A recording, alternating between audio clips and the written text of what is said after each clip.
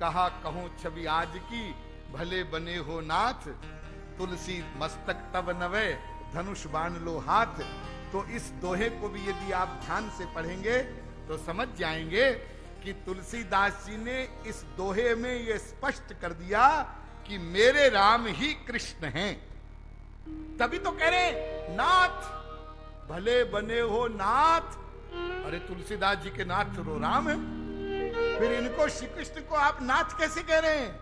यानी तुलसीदास जी संकेत कह रहे हैं कि श्री कृष्ण मेरे नाथ ही हैं। अरे भोले भाले लोगों समझ लो, और इनकी ये छवि मुझे बहुत प्रिय भी है। तो फिर ये क्यों कहा कि सिर नहीं झुकाऊंगा, धनुष बाण हाथ में ले लो, ये क्यों कहा? ये इसलिए कहा कि संसार के लोगों के सामने ये सिद्ध करने के लिए कि कृष्ण ही राम हैं, इसलिए धनुष बाण ले लो ताकि सब लोग समझ जाएं कि श्री कृष्ण राम ही है। और श्री कृष्ण तभी तो राम बन सकते हैं जब वो राम हो, कोई दूसरा राम कैसे बन सकेगा? इसलिए उन्होंने कहा कि धनुष बाण हाथ में ले लीजिए।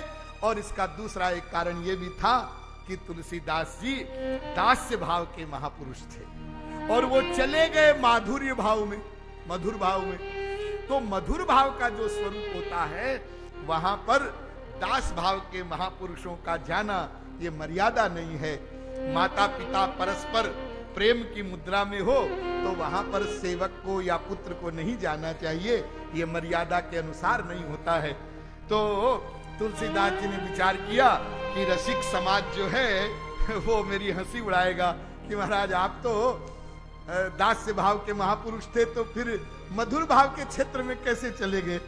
तो जरा मेरी लाज रख लो, आप धनुष बाण ले लो तो मैं अपने भाव के अनुसार आपको प्रणाम करूं और सब लोगों के सामने ये सिद्ध हो जाए कि श्री कृष्ण ही राम हैं, राम ही श्री कृष्ण हैं। इस सिद्धांत को स्थापित करने के लिए तुलसीदास जी ने ऐसा कहा था।